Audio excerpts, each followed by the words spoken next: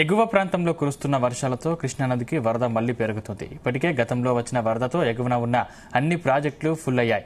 ఆల్మట్టి, నారాయణపూర్, జూరాల ప్రాజెక్టులు ఇప్పటికే నిండడంతో వచ్చిన వరద వచ్చినట్లు దిగువకు రిలీజ్ చేస్తున్నారు.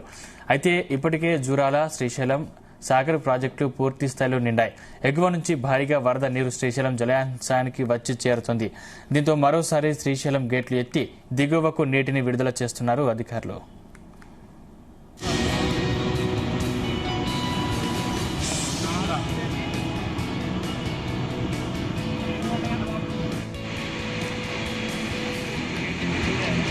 ఇదే అంశానికి సంబంధించిన మరింత పూర్తి సమాచారం మా ప్రతినిధి సాయి ప్రసాద్ అందిస్తారు. ప్రసాద్,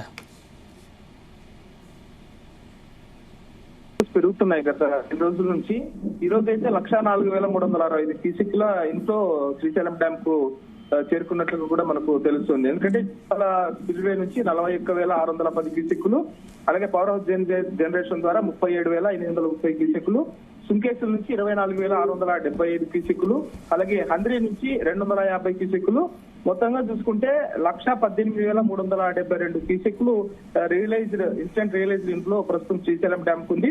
ఇప్పుడు పవర్ జనరేషన్ కూడా సాగుతుంది. ఏపీ రైట్ పవర్ జనరేషన్ ద్వారా 31,223 క్యూసెక్లు, తెలంగాణ పవర్ హౌస్ ద్వారా ఎడమగట్టు జల విద్యుత్ కేంద్రం ద్వారా 37,822 క్యూసెక్లు దిగుకు వదులుతున్నారు. ప్రస్తుతానికైతే గేట్లు మరి కొద్దిసేపట్లో గేట్లు కూడా ఎత్తే అవకాశం కూడా కనిపిస్తోంది అధికారులు. ఎందుకంటే ఎక్కువగా ఇన్ఫ్లోస్ వస్తున్నాయి ఇప్పటికే.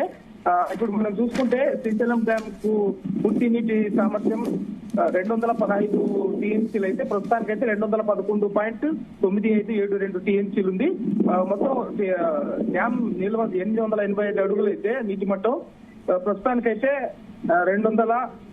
884.40 అడుగులు ఉందంటే ఒక అడుగు మాత్రమే తేడా ఉంది నీటి మట్టం.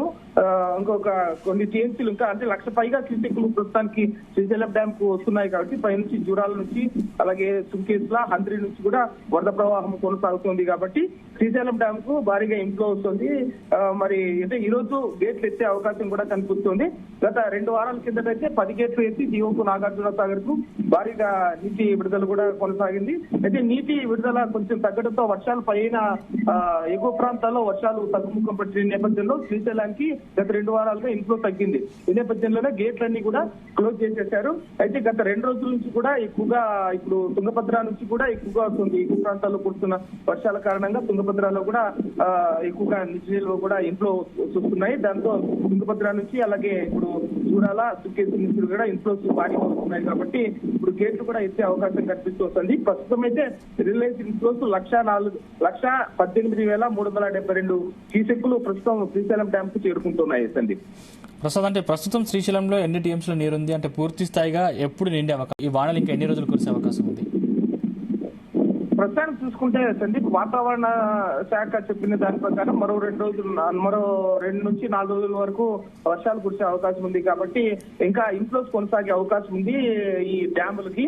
ప్రస్తుతం శ్రీశైలం డ్యామ్ అయితే 884.40 అడుగుల నీటి మట్టం ఉంది. 885 పూర్తి స్థాయి నీటి మట్టానికి గాను ఇక్కడ ఇన్ఫ్లోస్ కూడా టీఎంసీలు కూడా 215 టీఎంసీలకు గాను ప్రస్తుతం అయితే 211.9572 టీఎంసీలు అంటే 212 టీఎంసీలు ఉంది. ఇంకా 3 టీఎంసీలు వస్తే పూర్తి స్థాయి నీటి సామర్థ్యానికి శ్రీశైలం డ్యామ్ చేరుకుంటుంది.